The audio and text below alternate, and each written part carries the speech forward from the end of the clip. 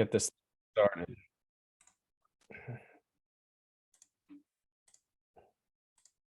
All righty, everybody can see my screen, see the PowerPoint? Yep. All right. So everyone, welcome to this week's Lunch and Learn from Multifamily Roadmap. This week, we're diving into how to invest in multifamily with little to none of your own money. I'm your host, John Castle, if we haven't met.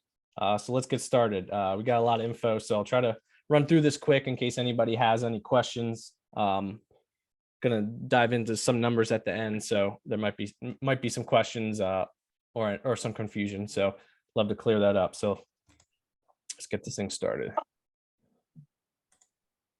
All right, so starting off, let's touch on what funds are typically needed to invest in real estate. Typically, you will need a down payment.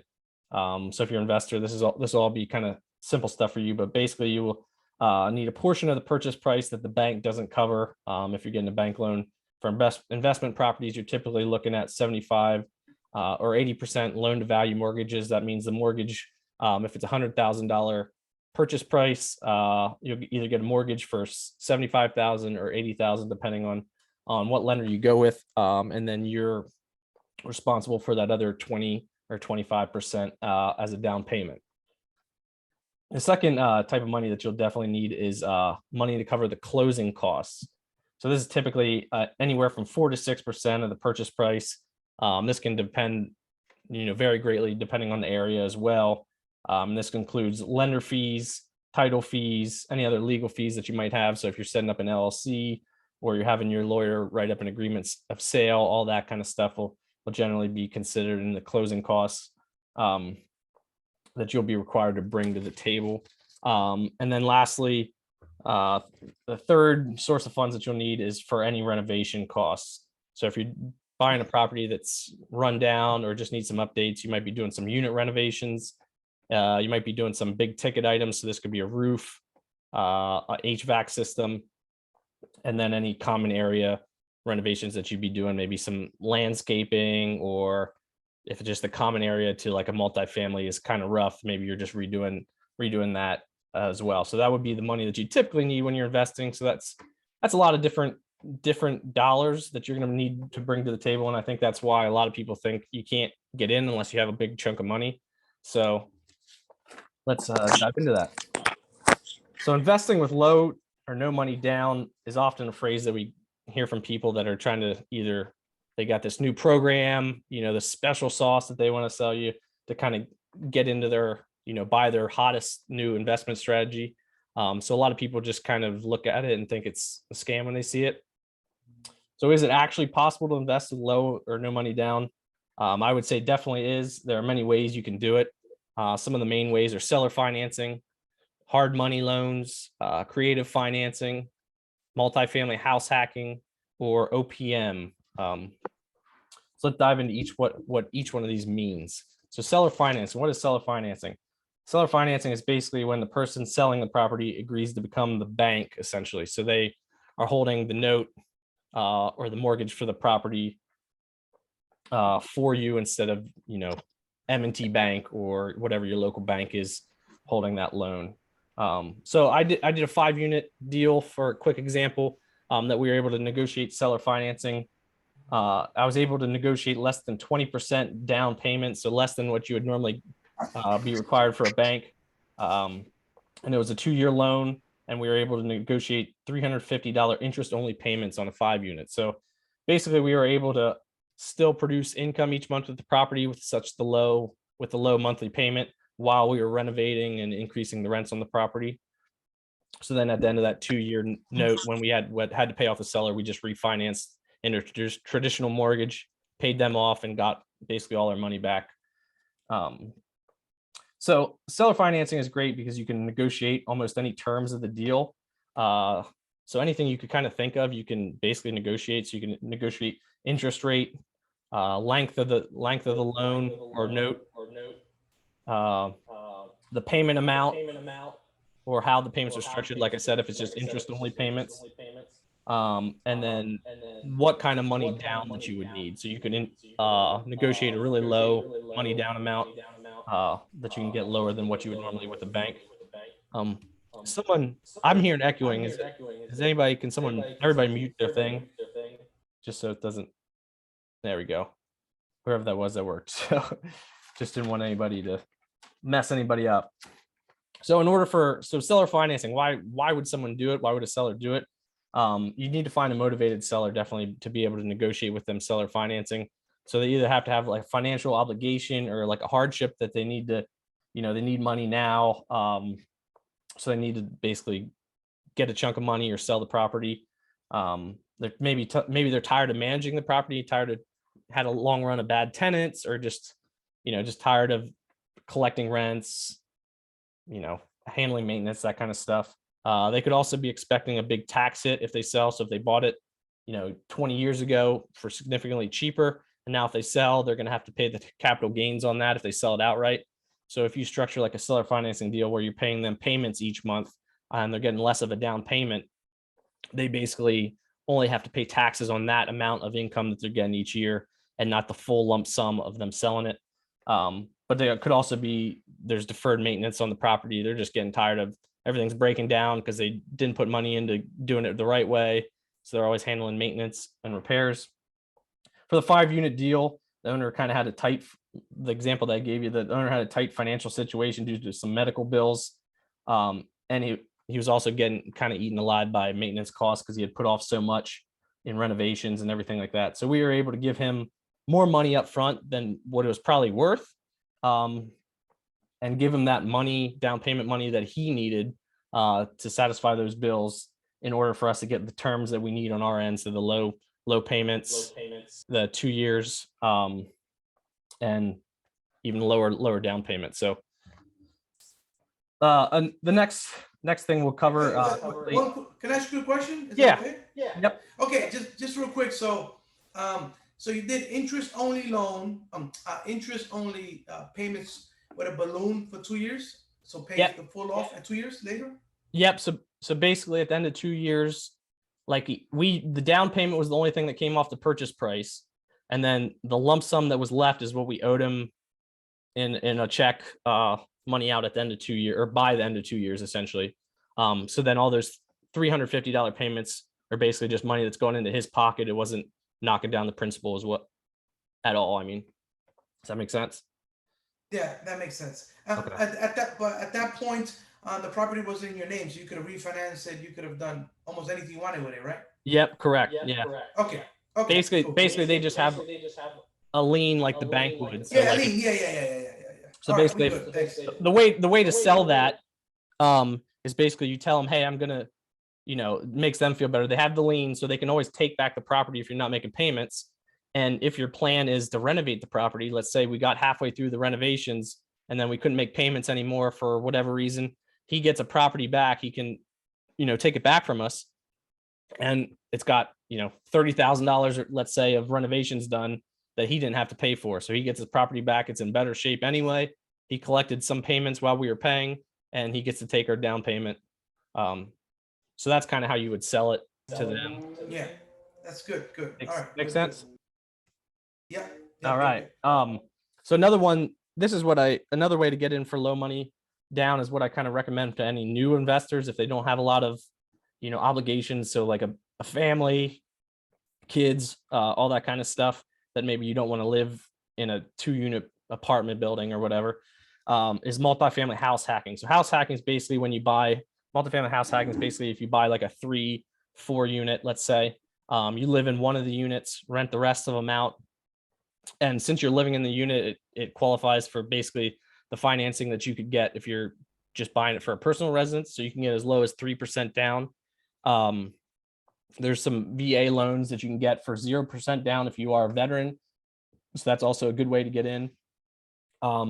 It's a great way to eliminate living expenses as well, because essentially if you get in a 3 or 4 unit, the other tenants will likely be able to cover all the normal expenses, property taxes, insurance, maintenance, all that kind of stuff, and the mortgage with just their rents.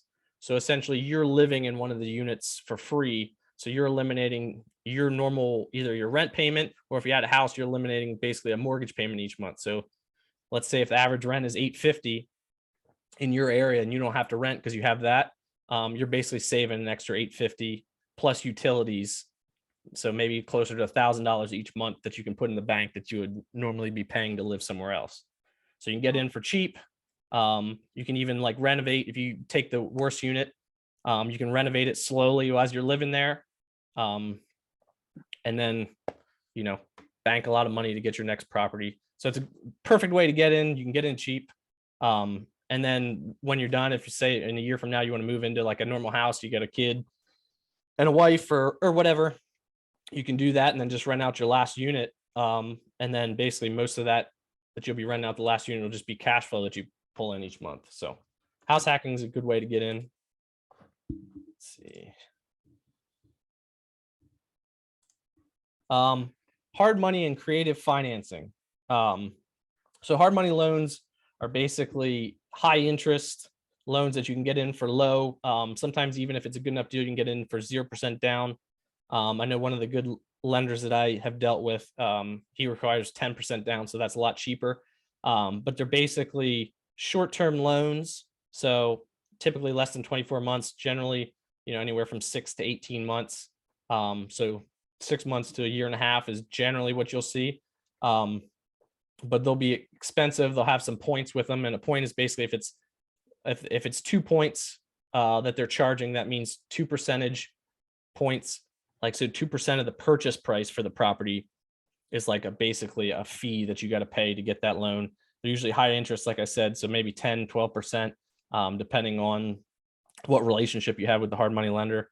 But they can be really good to close quickly if it's, you're in a pinch.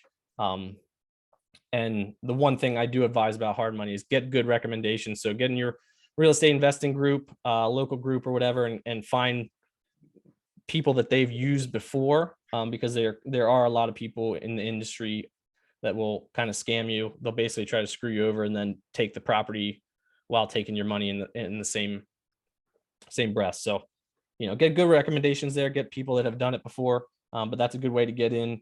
And then creative financing is basically when you combo some of the other things that I've gone over. So maybe you get a traditional loan, but you use maybe a short-term personal loan, credit card advance, or even a home equity line of credit to cover the closing costs and down payment side. So you're basically financing the whole thing, 100% or close to 100%.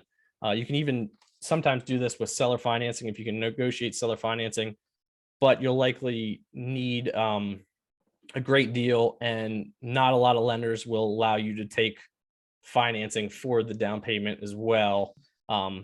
So they'll kind of be against that. So you got to definitely work with your lender, probably do a local. The best option here is using the HELOC or home equity line of credit. So if you've lived in your house for a while, your personal residence, if you can pull money out of that because you got a bunch of equity built up, it's generally really low interest, good money to use for investing. So that's where I'd recommend on the creative side. Credit cards, can always be tricky. So that's more of a last resort type of thing, because high interest, and you don't want to get stuck in that. So, but most of those, credit card and short-term loans, you want to be doing that, as well as hard money. You'll be doing that because you'll likely be doing some sort of renovations to the property to increase the value, and then you refinance into a traditional thing to basically get your money back, and then get into a traditional loan and out of that short-term financing. So the last one, I said it earlier, OPM, but that stands for other people's money.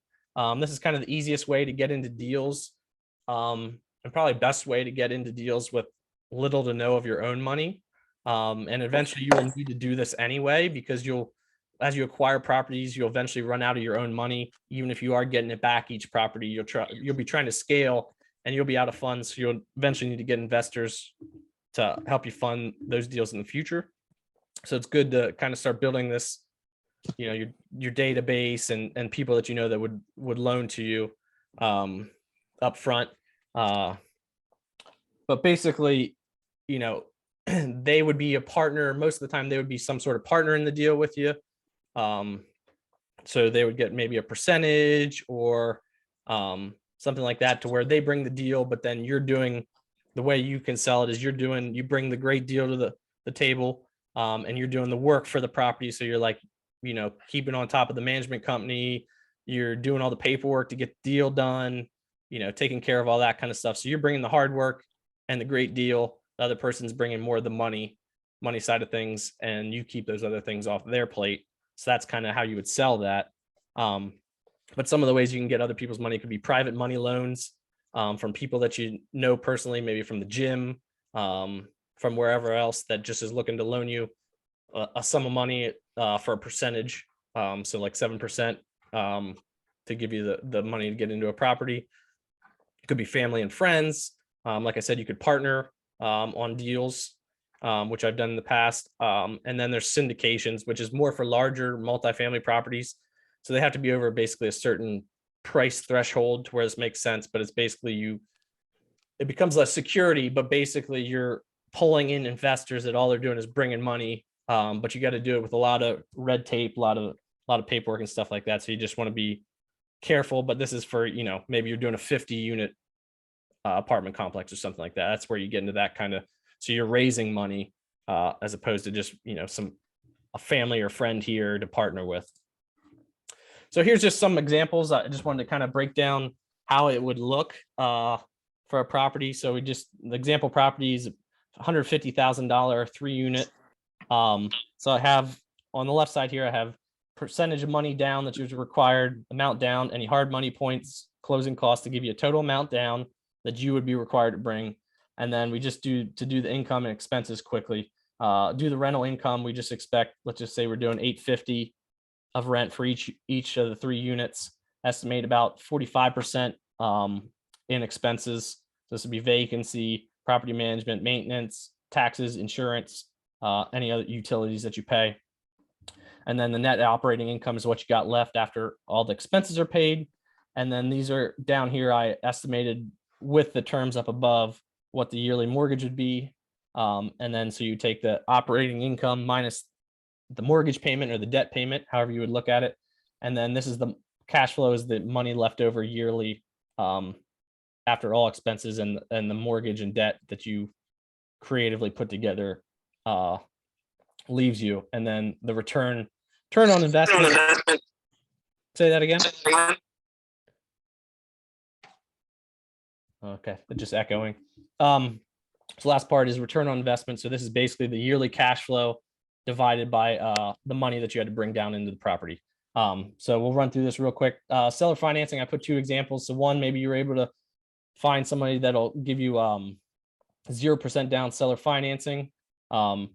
But the way you negotiate that it was 9% interest. So for 30 years, but they're getting, way higher interest than what the bank would.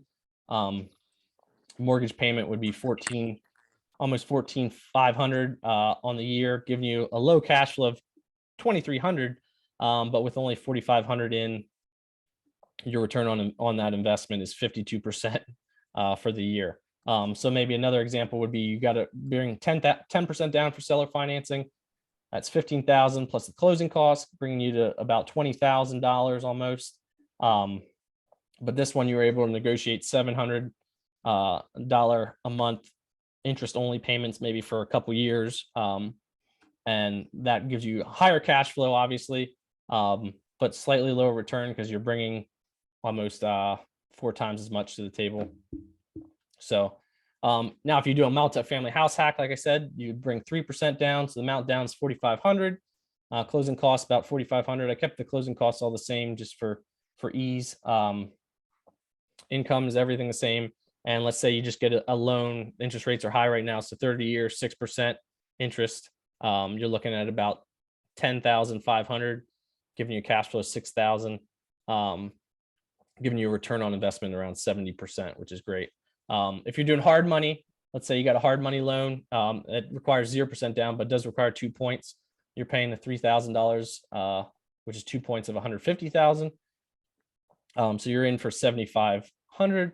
And that's 18 months, 10% interest, let's say. So you're paying $15,000 for that first year. So your cash flow is low, but you're still getting an almost 25% return on investment. So this would be something, this along with the next one would be something that I'd recommend if you're doing a big value add. Definitely, you wouldn't want to do this if you're not renovating, increasing rents, that kind of stuff. Or if you're not getting it for super cheap to where you're going to refinance into a higher valuation. So for two creative options, let's say we got a hard money loan for only 90% this time. So you got to bring 10% to the table, but you take out a personal loan at 7% for that 10% in closing costs. So you'd be basically paying $17,000. This is why I'd say you'd want to do this if renovations were in mind, to where you can cash out, like you want this property because it's such a great deal.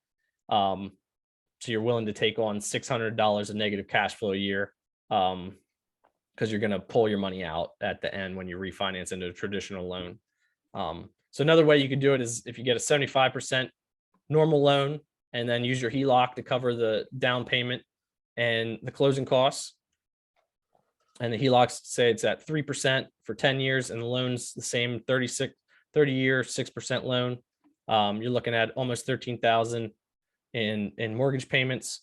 Yearly cash flow is almost $3,900. And you brought zero money to the deal. So that cash flow is basically an infinite return. So you have no money in the property and you're making money on it. So this is the one that you want. Infinite returns, way better than 70% might sound right, but if you can get an infinite return on your money, where you basically they can't even calculate percentage because you have no money in the deal. You can really compound over time and build your wealth that way and build your income. So last one, let's say you do a partnership. You're doing all the work. You brought the great deal. Let's say you get a traditional loan. The partner covers, all the closing costs, down payment. You give them 60% of the property. You take 40%. So the mortgage payment, 8,088, and your cash flow in $3,400, almost $3,500.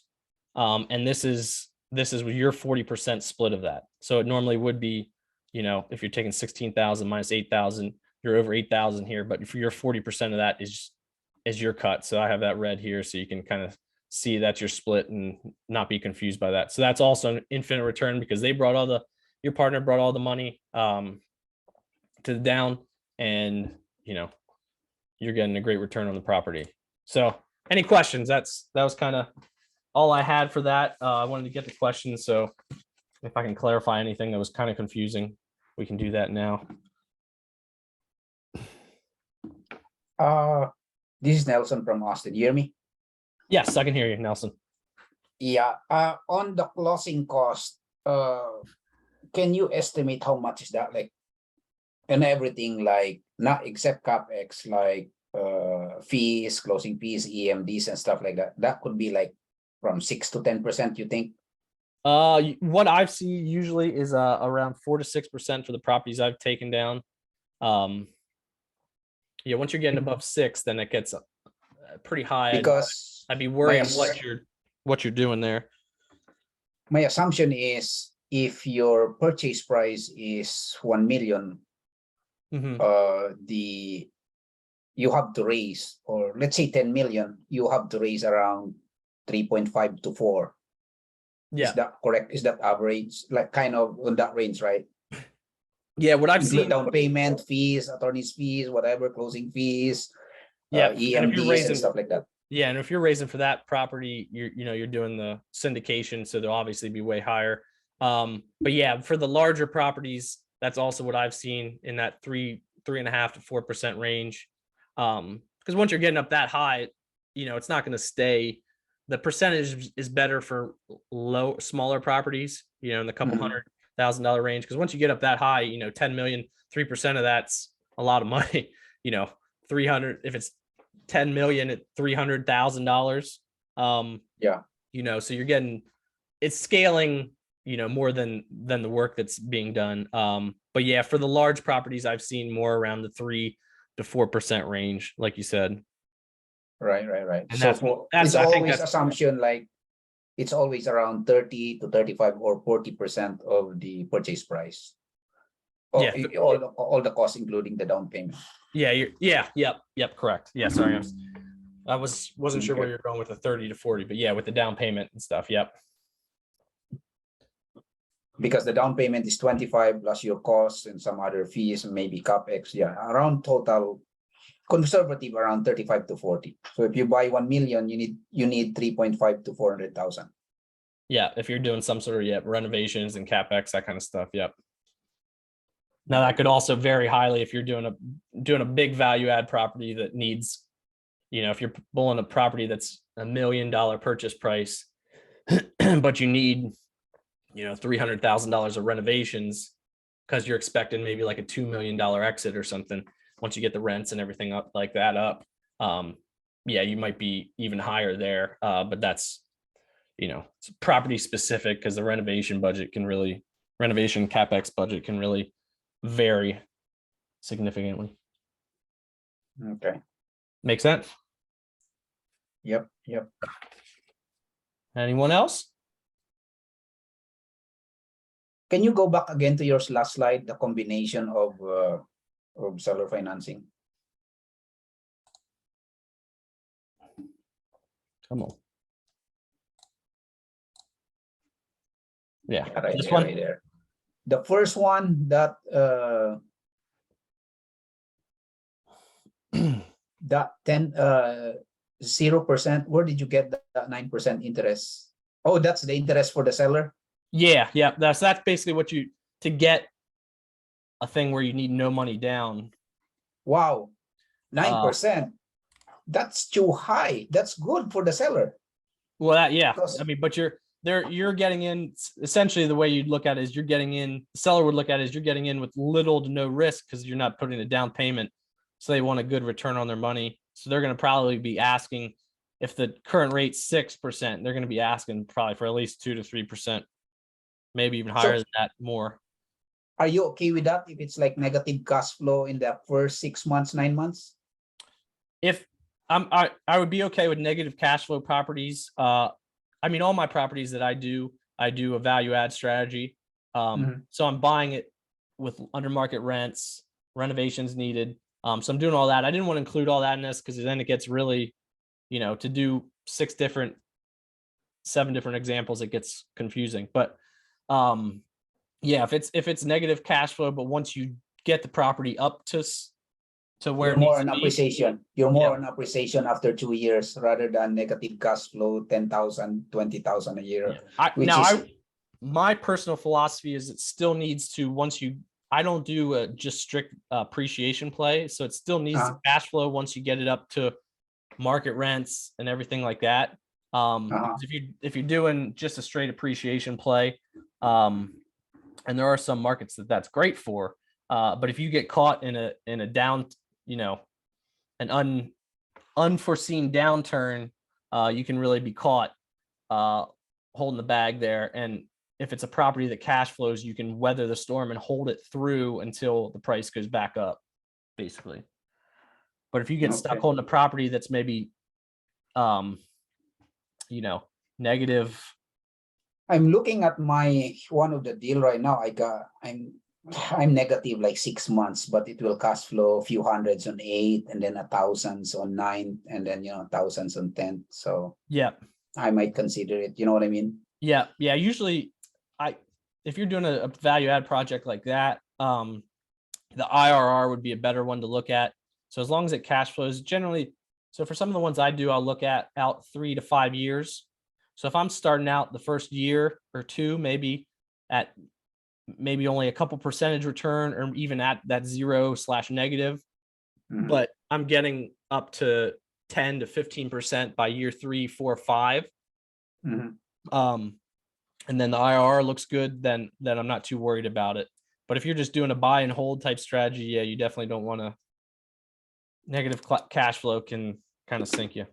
So as long as your IRR is 15 to 21, that's good already. Whatever your that's a good range. But whatever your acceptable IRR is for you and your investors. Yep. Okay, I will pitch this in 9% zero down, because I have an assumption right now. I have to assume 2 million.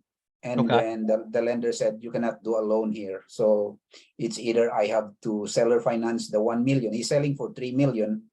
So I need to seller finance the 1 million or do a syndication on 1 million, right? Yeah. Yeah. That's Because I likely cannot correct. do any other loans. I talked to the lender. No, you have to assume this. Yeah. And then Unless you would do some sort of partnership where maybe you have one or two other people that can bring you 1 million, right? Yeah. Yeah, And then we yeah. do the 60-40 deal kind of thing. Yeah, something like that, or even maybe that I just did that as an example. You might not even have to do that much, but if they're bringing all of the million, then that's probably what you'd want to do. It's either one guy, fair. 2 guys, or 3 guys, right? Yep. On the syndication. Yep. Okay, I'll go So back to that you seller. got to remember when you're doing that though. You got to remember that your value is still, despite you not bringing a ton of money to the table. If maybe you're just covering closing or something like that, or just putting a smaller chunk in, you still brought a lot of value to the table by finding a great deal. You know, So finding a great 40% deal, for doing me. the work. See, 40% for me, 60 for investors. Yeah, depending on what you, I mean, it depends really on what's going into the property and if they're okay with that. I think the most typical one for syndication wise, if you're doing a bigger deal, a lot of them are 70-30. 70-30.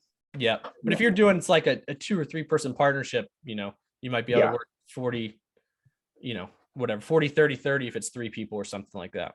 Or as long as the IRR, maybe a good IRR, maybe 18, 19, 20 for partners, that's fine. The rest will be mine. Yeah. Is it basically as long as they're probably the way they'll be looking at it, as long as they're getting whatever return they think they should get on their money, that should be fine. Well, I'm not greedy, if it's there's a hurdle, give it to them. It's not because and it's always good if it's one of your first ones.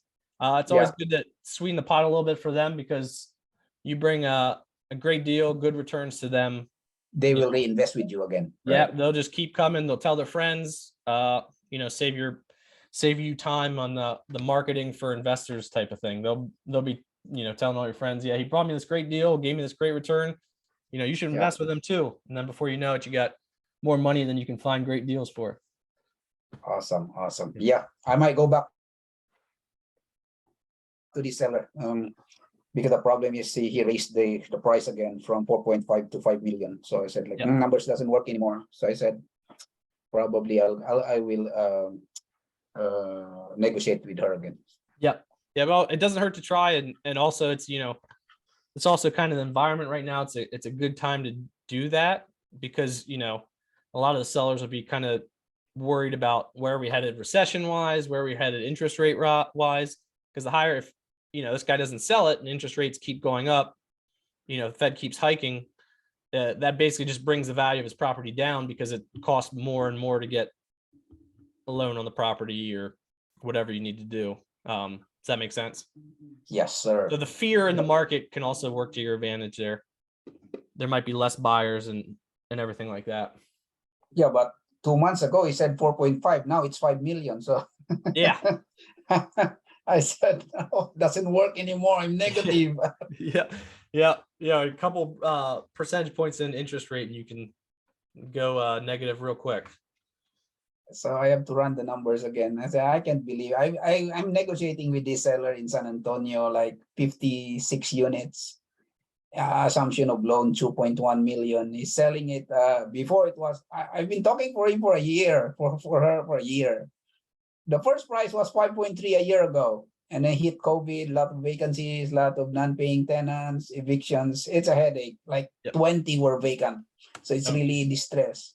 Yeah. So and then I said I cannot. It's too high, and then it came back again. And then I found out I was shocked. He lowered it to 4.7 and then becomes 4.5 2 months ago.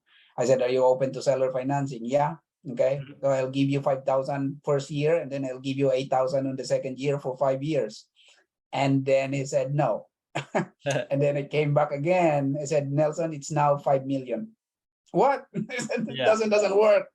So I might negotiate again, seller financing maybe from 4.6 or 4.7. Yeah. Instead of 4.5. You'd be surprised some of those deals that you kind of feel like you're taking, been in contact with forever, sometimes end up working out. And then you do get, glad you stuck with it in the end. Yeah, I can believe this seller is like, I've been with her for 1 year. I said, like, are you talking to someone? No, only you. Yeah, that's great. So Yeah, any he's a other? good. Oops, sorry. No, I was. This is Joe. I a question about the multifamily house hack. Yep. Question was because I mean I've got wife, kids, and stuff, but I Yep. do travel to different states, and I've got like places in. But I'm looking to get into a market. But I was talking about, is it possible just to because I want to be have a place to land since I'm always back there every few months. Is house hacking an option? Does it have to be a primary residence? Or To house get hack a it, it get does. a decent loan on it. So basically it's not then. If you're maybe like you did something where like you rented out 3, like you got a 4 unit, you rented out 3, and then maybe you just Airbnb that last one so you can always have it available to you the Mhm. week you come back. Gotcha. Now you'll get more money from that Airbnb doing that. But to my knowledge, that won't count as a personal, like you living there. Mhm. You probably have to live there I don't Certain know. amount of time. I didn't know. Yeah, And so that's where I was wondering exactly Yeah. what's the stipulation to the time. Yeah, so I'm not And sure what the exact stipulation is. So, but then it just can't. you could just do that, but then you'd have to bring like 20-25% down to the table. Okay. But so you could still make that work. I got in and I already had all the obligations, so I got into a 3-unit that I didn't house hack, unfortunately. So you can still do that, just Just come in with more money. yeah, I mean, I'm good with that. yeah, or just be creative on how Yeah, you on the get that financing down then. payment. Yep. Mhm. Yep. Yeah, especially if it's got, but you're right. They got to be motivated. It has to be some kind of motivation level Yep. there. I I mean, just wanted to. that's how you get most of the good deals anyway. Mhm. But they have to be extra motivated to do some sort of seller financing on their end. Yep. Okay, I just wanted to point out, maybe I'm seeing something wrong.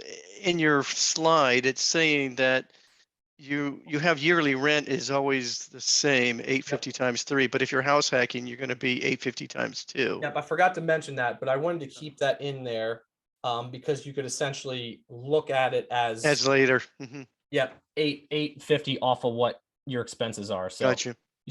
you're still calculating it basically, but Mhm. Yep. All right. all right. Any other quick ones? Got 1 more minute left. Last one, John. Your Yep. LTV is the purchase price, selling price, or the appraisal value?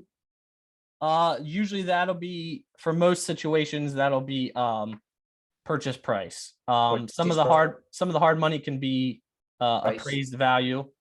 Mhm. But yeah, usually that'll be, well, actually it'll usually be whatever's higher out of appraised value and purchase price. So Okay. if your appraisal comes in low, they'll usually do LTV on that low appraisal and not the purchase price, requiring you to bring more money down. Okay. And All then right. if it's appraised higher than the selling price, good for the buyer. Yep. Cool. All righty. Hey, John, real quick, last thing.